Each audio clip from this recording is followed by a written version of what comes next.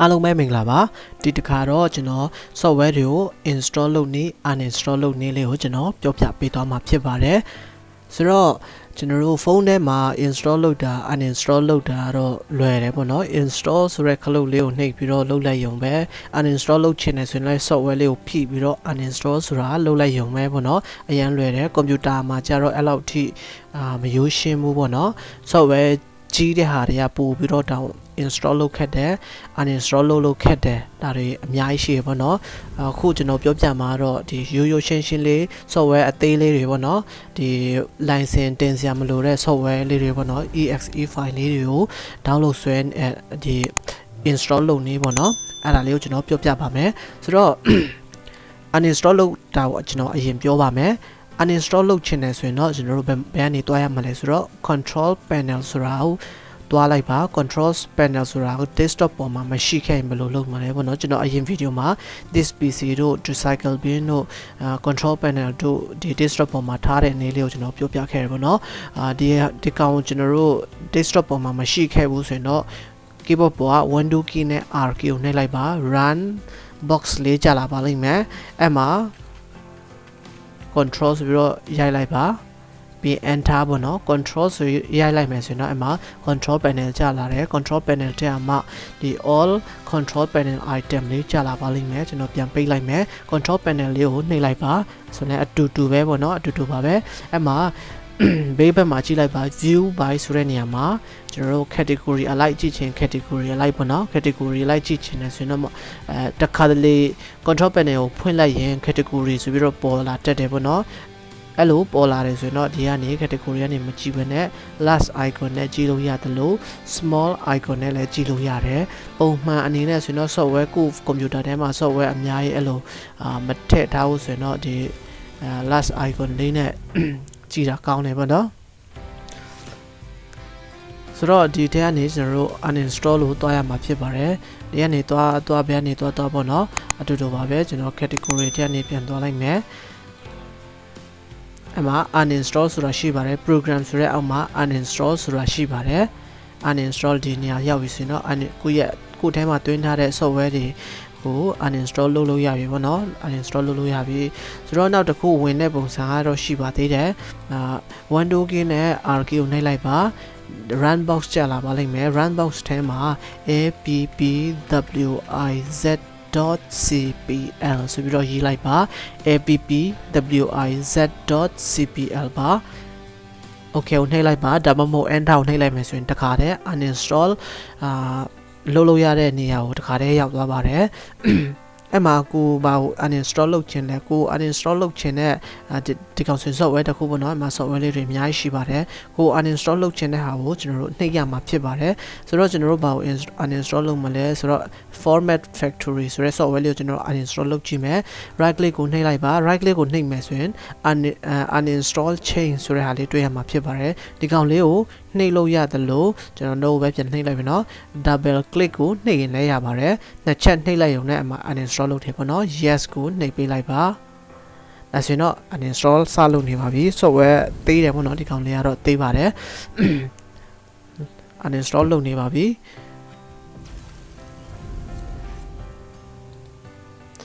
ဆိုတော့ခုနကတော့ကျွန်တော်ဒီ control panel ထဲကနေ uninstall လို့သွားတာပေါ့เนาะအဲ့လိုမသွားစေချင်ပါဘူးလေ့ကျင့်ပါ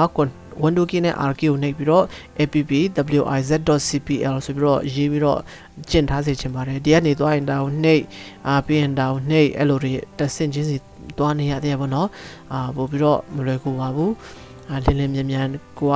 လုတ်တက်ရင်ပို့အဆင်ပြေပါတယ်ဥပမာကျွန်တော်တို့ဒီ laptop ဒီmouse မရှိတဲ့ laptop ဖြစ်ဖြစ် desktop ဖြစ်ဖြစ်အသုံးပြုတယ်ဆိုရင်ကိုကဒီ shortcut key နဲ့အသုံးပြုတိုင်ပို့ပြီးတော့မြန်ဆန်တယ်လို့ဒီ mouse မရှိဘဲနဲ့လည်းအရေးပေါ်အသုံးပြုတတ်တာပေါ့နော်ဆိုတော့ခုနကတော့ uninstall လုပ်ပြီးသွားပါပြီ uninstall လုပ်ပြီးသွားရှင်မတွေ့ရတော့ဘောနော် software ကိုလည်းကျွန်တော်တို့ပြန်ရှာကြည့်လိုက်မယ်ဆိုရင် format ရှိတော့ရှိတယ်ဒီမှာဒီ shortcut လေးပဲရှိမှာပါဖွင့်လို့ရမှာမဟုတ်ပါဘူး format factory ဆိုတာဖွင့်မယ်ဆိုရင်တော့ဖွင့်လို့ရမှာမဟုတ်ပါဘူး uninstall လုပ်ပြီးသွားလို့ပေါ့နော်format format ဒီမှာ format factory မရှိတော့ပါဘူး shortcut တောင်မှမရှိတော့ဘူးเนาะဆိုတော့ uninstall လုပ်တဲ့နေရာမှာပို့ပြီးတော့ powerful ဖြစ်တာပါလဲဆိုတော့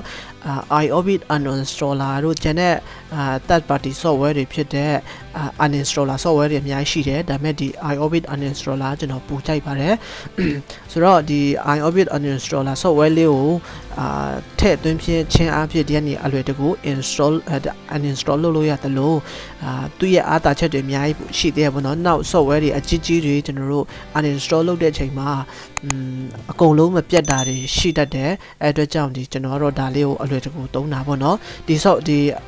software လေး uninstall iOrbit uninstaller လေးကိုကျွန်တော်တို့ software လေးရချင်တယ်ဆိုရင်တော့ကျွန်တော်ရဲ့ YouTube channel ကိုသွားလိုက်ပါ family IT sharing ဆိုပြီးတော့ရိုက်ချလိုက်ပါကိုယ့်ရဲ့ YouTube ထဲမှာfamily IT sharing ဆိုတာရှိပါတယ်အဲ့ဒီ channel ထဲဝင်လိုက်ပါဝင်ပြီးတော့အမှ search box လေးရှိရပါတော့ဒီမှာ about ဘေးနာ search icon လေးရှိပါတယ်အကောင်ကိုနှိပ်ပြီးတော့uninstaller ဆိုပြီးတော့ရိုက်ရှာလိုက်ပါ enter ပေါ့နော်အဲ့လိုရိုက်ရှာလိုက်မယ်ဆိုရင်တော့အမှiOrbit uninstaller ဒီမှာနှစ်ခုသုံးခုတင်ပေးထားတာရှိပါတယ်အပေါ်ဆုံးကကြည့်ပြီးတော့ down လိုက်ပေါ့နော် down လေးကိုလည်းဒီ video ထဲမှာပြထားတယ်ဆိုတော့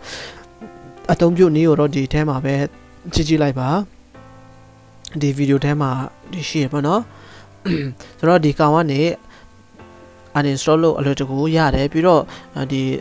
window ကိုယ်တိုင်ကလည်းဒီကျွန်တော်တို့ window ကိုယ်တိုင်ကလည်း powerful uninstall ဆိုတာကိုပြပေးထားတယ်ပေါ့နော်ဘာဖြစ်လို့လဲဆိုတော့ကျွန်တော်တို့ဒီ uninstaller တခုကိုထည့်ထားတဲ့အတွက်ကြောင့် powerful ပိုဖြစ်တယ်ဆိုပြီးတော့သူက recommend ပေးထားတာပါသူကိုယ်တိုင်ကတော့ uninstall လုပ်ခွင့်တော့ရှိတယ်ဒါပေမဲ့ဒီကောင်က powerful ပိုဖြစ်တယ် powerful ပိုဖြစ်တယ်ဆိုတာတော့လှုပ်ဆောင်ချက်တွေပိုများတယ်ပေါ့နော်ပို့ပြီးတော့ power ပို့ဖြစ်တာပေါ့နော်ဒီကောင်လေးကိုနှိပ်လိုက်မယ်ဆိုရင်လည်းကျွန်တော်တို့ဒီ iOrbit uninstaller လေးကိုပွင့်လာမှာဖြစ်ပါတယ်ဆိုတော့ဒီကောင်လေးပေါ့နော်ဒီကောင်လေးကိုနှိပ်ပြီးတော့လည်း uninstall လုပ်လို့ရတယ်ကျွန်တော်တို့တစ်ခုခု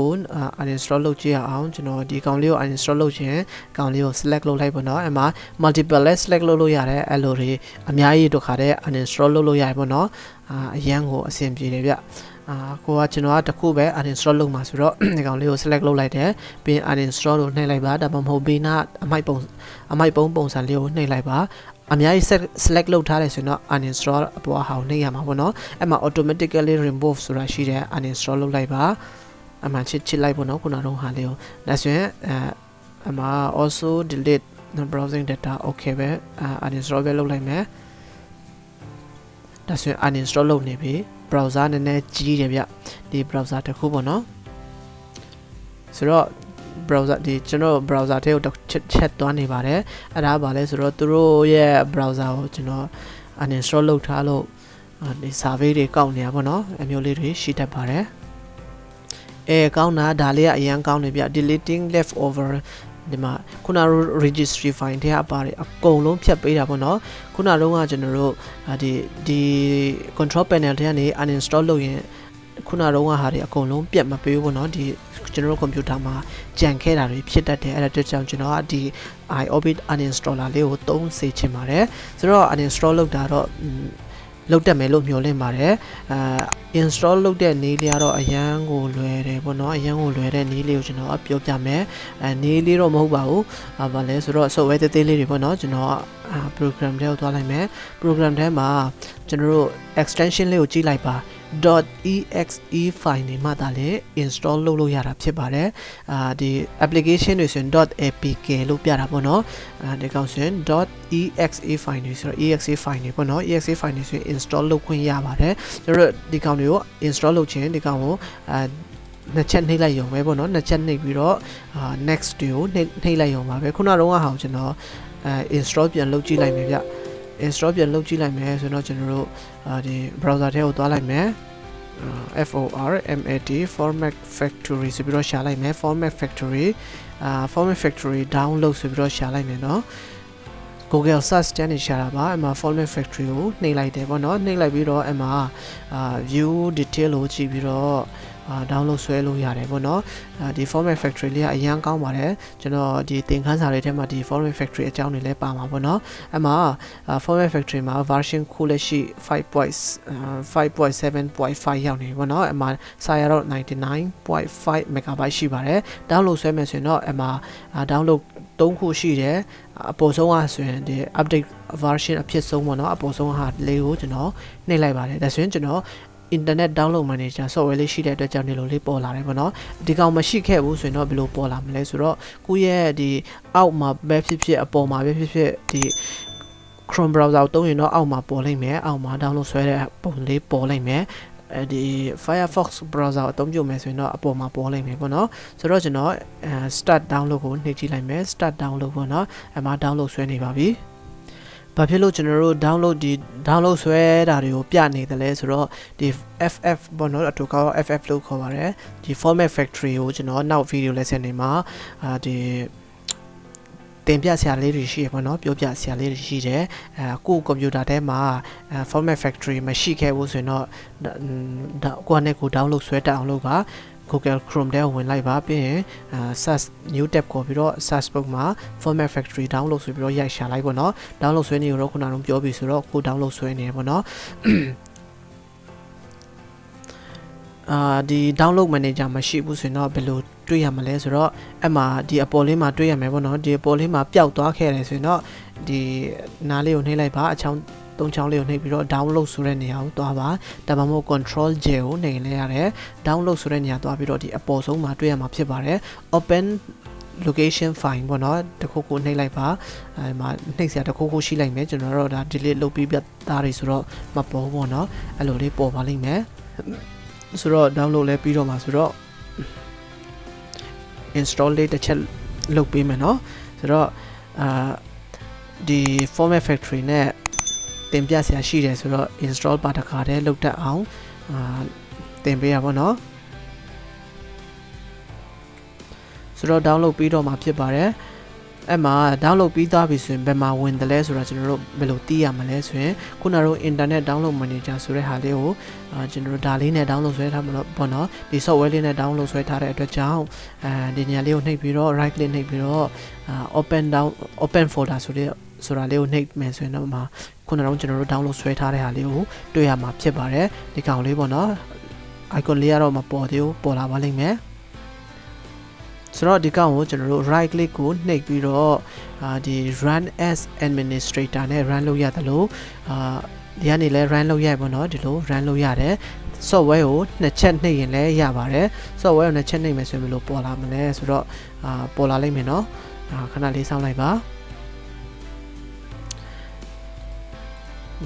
ဒီ software လေးကိုနှစ်ချက်နှိပ်လိုက်ရင်လည်းပေါ်တယ်ပေါ့နော်ဒီနေရာမှာ next ကိုနှိပ်လိုက်ပါ welcome to the format factory setup wizard ဆိုတော့ next ကိုနှိပ်ပေးလိုက်ပါပြီးရင်အမှဒီမှာလဲ next ကိုနှိပ်လိုက်ပေါ့နော် license agreement ကိုတောင်းနေပါတယ် license သူရဲ့ software ဆိုတော့သူရဲ့ license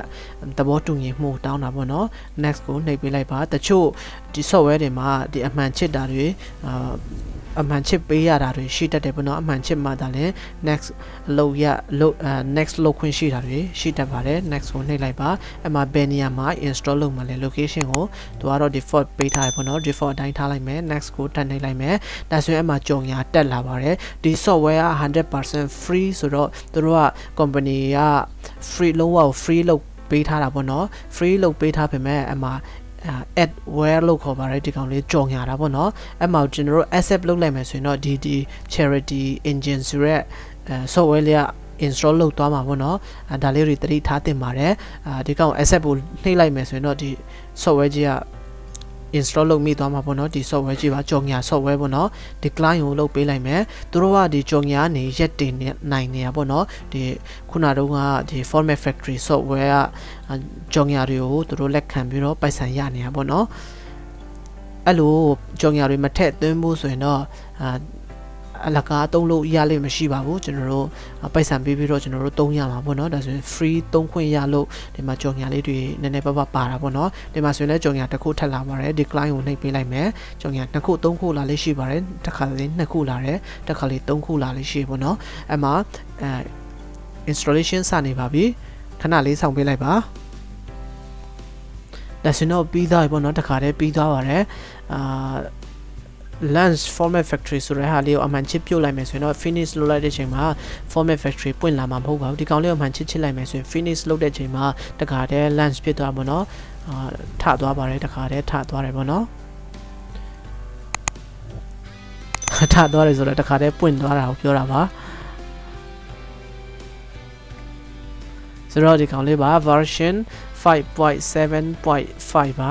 ဆိုတော့ဒီကောင်လေးကို health ထဲကနေကြည့်လိုက်မယ် about ထဲကိုကြည့်လိုက်မယ်ဆိုရင်တော့ဒီမှာသူတို့ရဲ့ website လေးတွေ့ရတယ်ပေါ့နော်